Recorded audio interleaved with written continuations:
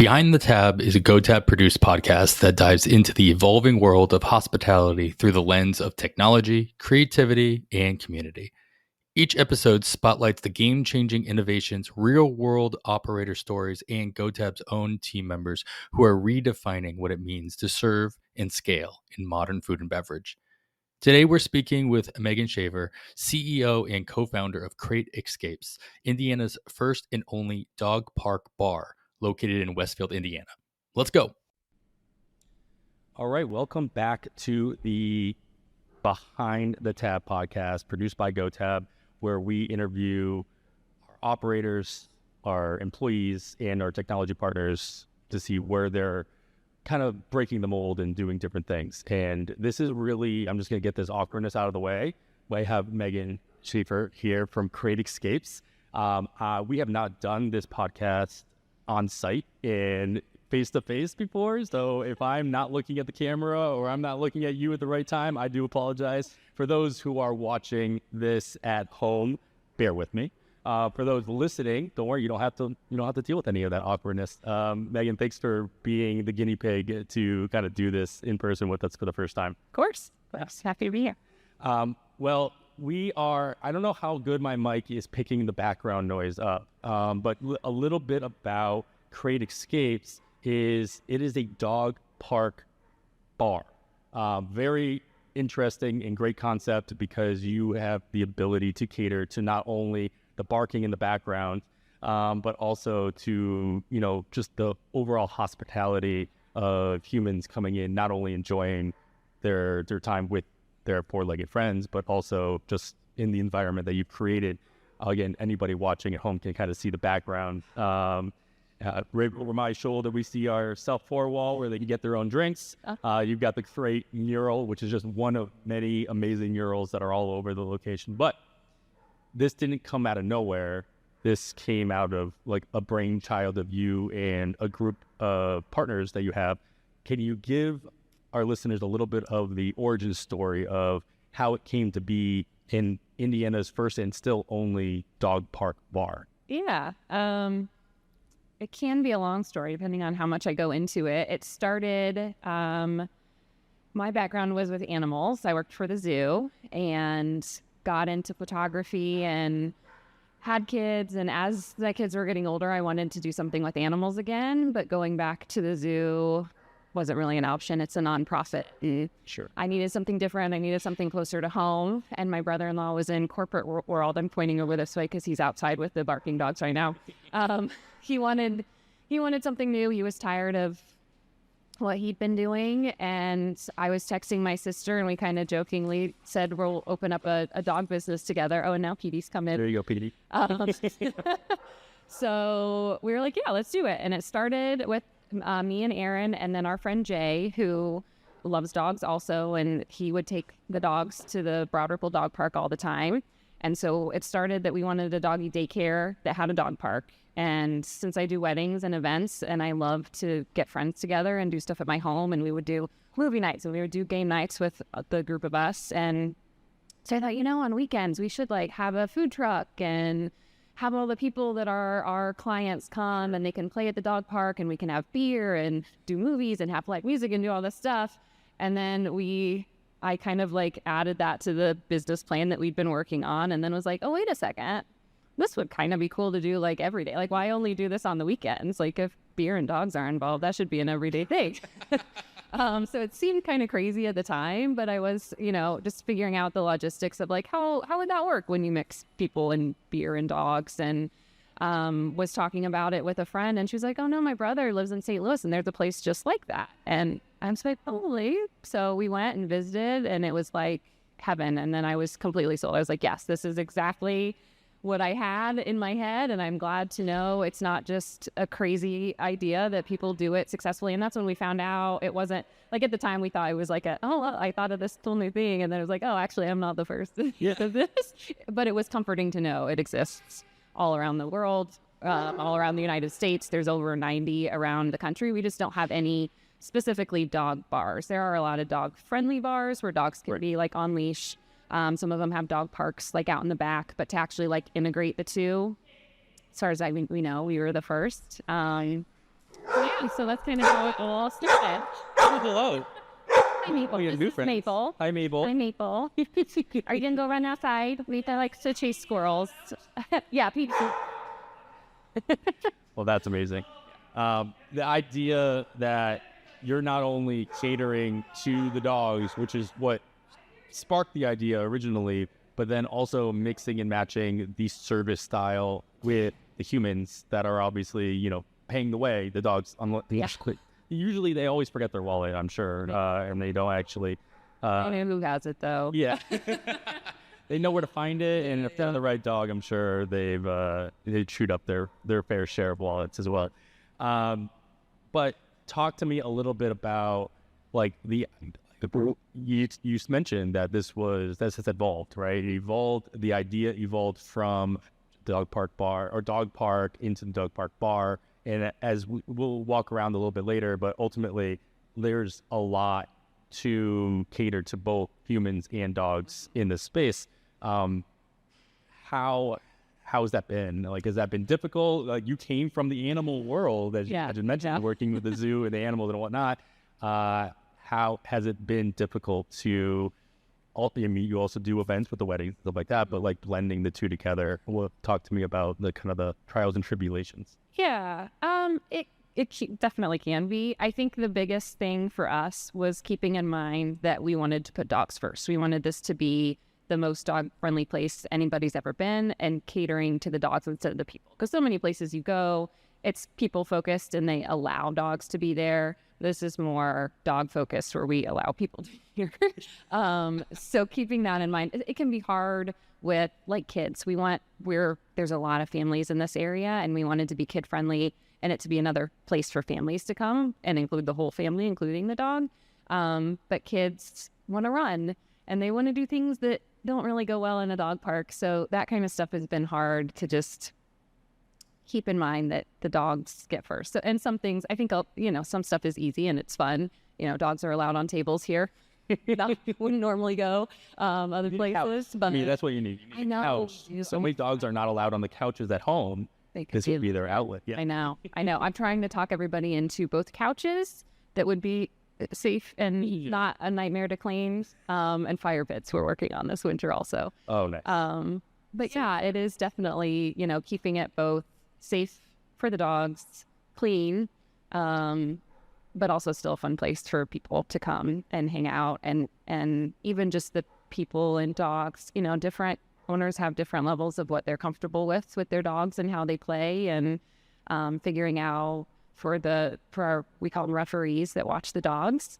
A lot of them have come from daycare settings where the rules are similar, but also kind of different because there are the guests are here and the people are here. So knowing when to step in, when to not step in, sure, can also be tricky. Yeah, it's just the idea of having somebody else here to watch your dog so you can enjoy yourself while still feeling comfortable that, your dog, which for most people who have dogs is their child, or at least an extension of their family, it is got to be something that takes some time to get used to, especially somebody who's not used to going into an environment. Like you said, there are there are enough. I don't even know if enough is the right word. There are some bars and restaurants that are dog friendly, right? At least locally here in the Indianapolis region, Metazoa Brewery is always the one that everybody thinks of, because that is their thing, right? That's their stick. That's their whole theme of the brewery. But it is something different. The fact that these dogs are literally running around. Hello, yes. Love the cameos. But you talked about, the idea of having fun. And I noticed on the way in here, there's this sign for an event that you guys did recently. But what kind of, I've been operating in a lot of different bars and restaurants. Most of my career, we've done all the standard stuff from trivia to paint and sip and, all those things. What kind of events have you been really focused on in order to, again, cater to both the four and the two-legged creatures that are coming in? Yeah. Well, it's been funny because actually the the events that are the most popular are the ones that are the most dog focused. Sure. Like we tried to do a Father's Day, like Dog Dad Day, and put dad in the spotlight. Nope. No. No dad wanted to be in the spotlight. But if their pet's on the spotlight and on stage for like puppy prom, sign me up. Like they have no problem. Or we did puppy bowl with the puppies. So we have discovered that the more we can, which is perfect. I mean, that works for what we're going after. So the more we can focus it around the dogs, the better. We do the traditional, we do trivia nights and bingo nights, and we have live music, that kind of stuff. But the biggest ones are the foam parties. We did a Mardi Gras. We did wiener races over Oktoberfest, all of that kind of stuff. That's what people love to see, their dogs like shining in the spotlight, which is That's to your first point. As a dad, dads don't like being in the spotlight in general, so I don't think it had to do with the dog dad thing. Like I prefer just either go to a baseball game or go to a place and have a beer or what have you, which you can still do here, and that's kind of the beauty, is that there is a nice mix and match of things that can be done. I didn't have this on the list question, but you made me think of this. The fact that you have all these dog themed events, a lot of them are more popular, some are more popular than others based on the breed. So I'm very curious, like what has been the most popular breed that you've seen come in mass? Yes, Goldens. Okay. Golden Retrievers, 100%. Those dogs show up like none other. And in this area, we do have a lot of Goldens and Poodles. And I think just in Hamilton County, there's a lot of that breed, but it's a tight community. And we have worked with Grace, which is a Golden Rescue. And then there's an Indie Golden group that, anytime we post that we have an event, they share it. And I'm sure that helps too. But just even in a day-to-day, of course, today's probably not the great example. I think we only have 2 here right now, maybe 3 if you count Cody. But typically on any day, there's at least 50% Golden to all the rest of the breeds. I had mentioned to you, me and my family had just adopted a blue heeler earlier on this year. She just turned 1 last month, and she doesn't know how she feels about other dogs. Do you see that being like dogs that are coming in for the first time who haven't been to dog parks yet, younger dogs, puppies even, or even older dogs that just have been sheltered a little bit more? Has there been like more hiccups, or have you seen them kind of one and done, or do you see them coming back on a regular basis as they grow into the space? Usually they come back. When they come younger, a lot of times the first time young puppies, you can tell they're nervous and they're scared and they're tucking their tail. And then each time they come, they're more and more confident because the space is more familiar. Now, the first time they come in, they don't know where the spots are, where the crevices are, where dogs might be jumping out of that they're not expecting. But each time they come, they get more and more comfortable and braver and braver. There are some people, I'm sure, that come and either haven't come back or don't come as often, whether it's distance or the dog. But then there are some dogs here that aren't necessarily dog people, that are more people, especially like the daycare dogs. There's daycare dogs that really don't care about the other dogs here. They just want to greet all the people that come in. Sure. Which is kind of nice. It makes it a unique, like, daycare. We call it drop-off since it's not really the same as daycare because of that. But that's good for them too, because they're dog people and they just are here for the people, and they kind of ignore the other dogs and just come around for belly rubs and butt scratches. So that's all you need in life, right? So ultimately, this is still your business. You have business partners that have been working with you since day one and then beyond. And you've made some conscious decisions to run your business in certain ways. And I'm really going to focus this question more on the technology that you guys have utilized in your space, from your reservation and membership platform, Run Loyal. Shout out to Run Loyal. GoTab, of course, as your centralized point of sale. And then you also incorporated a self-pour technology through iPort. Any other pieces of technology I might be missing out, please feel free to give a shout out. But ultimately, the question is, like, was that a conscious decision to utilize the type of technology to kind of create a flow, again, we're catering to the humans here, of course. The dogs don't really care. what software you're using. But maybe they do. I don't know. But like, was that something that naturally you already always had in mind, or is that something that naturally happened as you guys started the build out process? Well, we knew we needed good systems to work effectively. Since we were going to be the only one in the state, and we'd been to the other dog bars and saw what their typical days looked like. We did have a dog bar consultant also that we worked with, so we kind of had an idea. So we knew, especially with dog stuff, there's so much for making sure vaccines are up to date, making sure people get their reminders when they're going to be going expired, that we get alerts, that we can alert things if we have a dog that is a problem dog and we need to mark their account so that the front desk staff can, like, there's just so many parts and pieces that it needed to be well organized. And then same with the bar. We were bar owners in the past, so we quite honestly didn't know what we were doing with any of that kind of stuff, and we needed guidance and wanted a system that was going to work well for us and be easy for the clients and have the best user experience that they could have. So we knew we needed something. We didn't know exactly what we needed. So a lot of it was just talking to a lot of people and trying to figure it out. Yeah. And I mean, I remember talking to you guys when you guys were still in the build out phase, and the idea of adding on the self-pour wall was something that you had thought about but weren't sure about, and you ended up going in that route.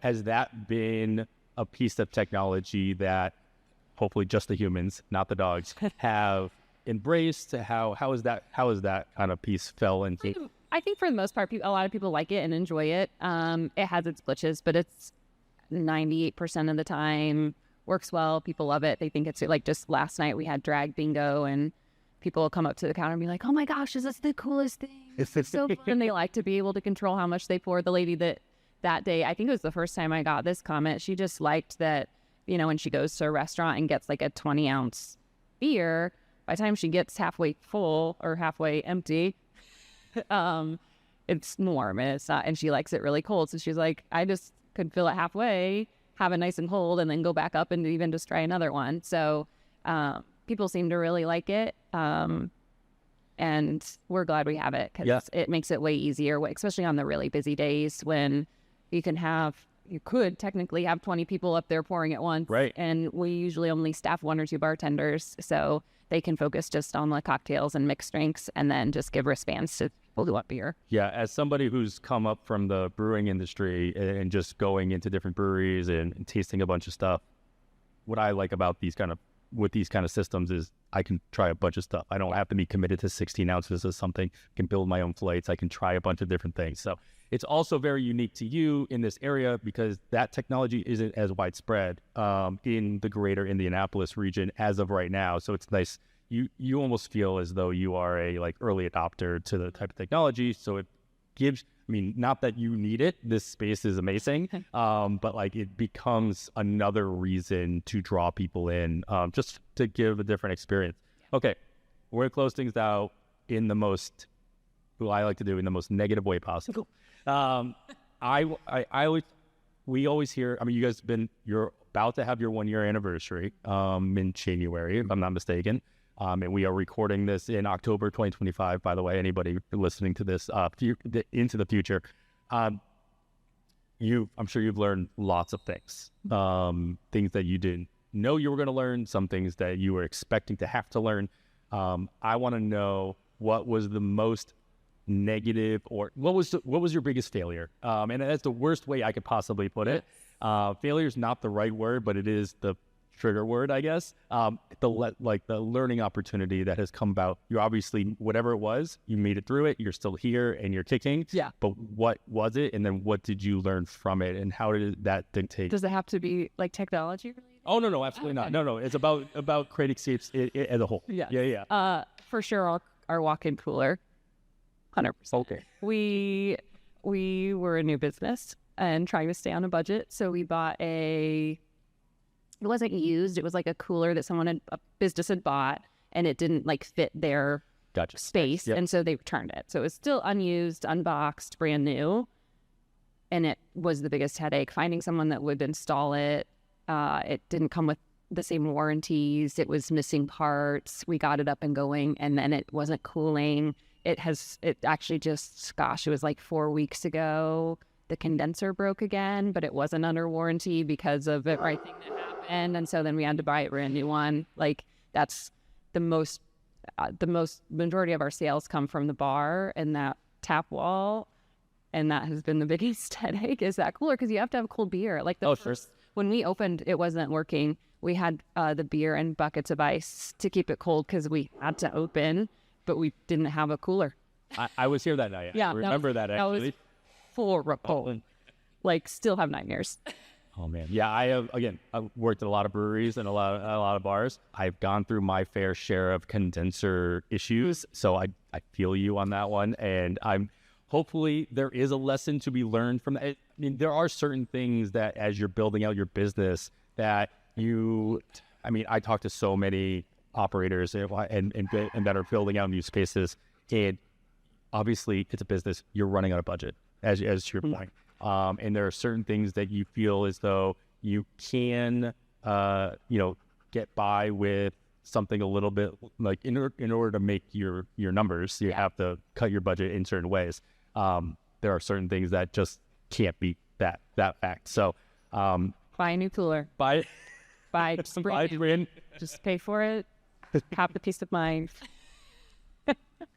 Well, Megan, this has been awesome. What is next for Create Escapes? You're just happy to get to the 1 year mark, I'm sure.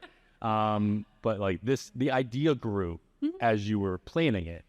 Do you have plans for more growth, or are you guys just happy to keep running it back again? Hopefully. I mean, we want to root down and establish well here. There's a few more services we're going to be adding here over the next couple of months and next years. My best case scenario would be to have a second location within the 3 to 5 year mark.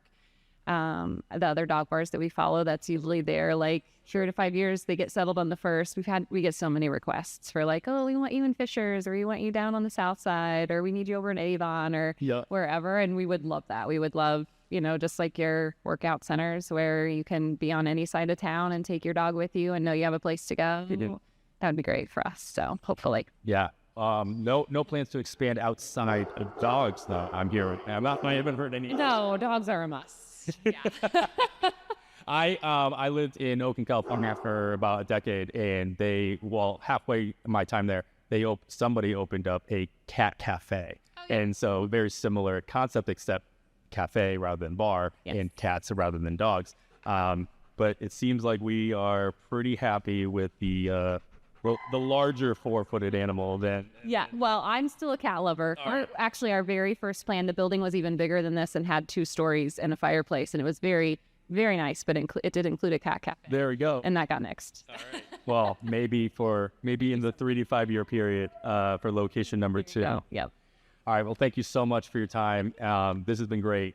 We are going to take a pause. I'd love to do a quick tour, and we can attach that as a video portion of it. So if you are listening to this later on, go back to GoTab's YouTube channel or the Spotify channel, and you guys see the video portion of it, so we can get a good sense. And there are a lot more dogs here than when I came in here, so that'll be a nice. As the day goes, they just keep on. They keep on coming. They don't leave. You just got to kick them out. Well, thank you so much, Megan. This has been great, and we'll check you guys next time. Sure. Thank you. All right, Megan, this is where we were sitting. This is one of those murals I was referencing. It was in the background of our shot. You have a lot of these. Did you have the same artist do? I think it's a little shout out. I see the signature here in the corner. Yeah, I mean, Scott Trafford, it's still illustrated. We talked to a few artists, I know you're new, and they talked about where the contemporary age is, like their ideas and what they found was selected. Scott would love to do that. So hoping to add more as we go. We initially had some of the spaces planned and then had the still meshes a little bit. But she did a great job. Yeah. I said I was already in August, so I felt like I am drugs before me training. You did a great job, man. We talked earlier. I mean, I might as well show it off a little bit. We've got the self-pour wall here. which has been really cool to see people go ahead and take care of their own drinks and pour as they go and literally only pay. I like the instructions that you have up right above. That's really important. People always need instruction. So you get to utilize the wristbands, right? That's something you have to pull out of your pocket or out of your wallet. It's always your wristband, and you got your cafe, which is cool. And this is separate from, we'll walk over to the other side where you have a full functioning kitchen partner in Costa Rica. But you guys are also serving directly from your bar as well, whether it's canned products, coffee, drinks. We got the slushy machine is new. That was not here when I was here last time, so that's Next summer. oh, of course. Cool. Is that cider? Oh, I'm trying to figure it out. Right now, Nice. cider slushy on one side and I'm like slushy on the other. There's 2 types this summer. Make a full. And a fall, and it goes. All right. Well, let's make our way outside. Yeah.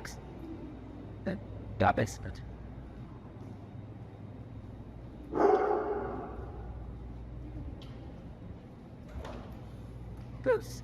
So dogs can't go inside the restaurant, but they can go. That's something. You're good. Bye. And then that.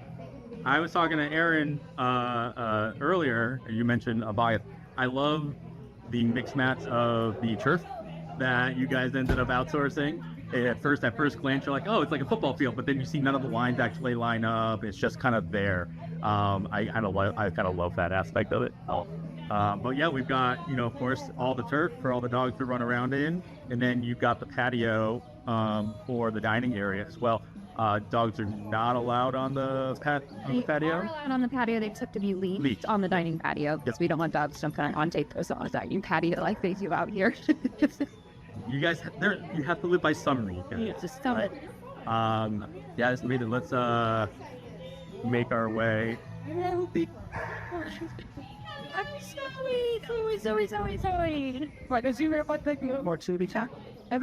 So the patio over here with Coastal Cantina, I see 2 big windows.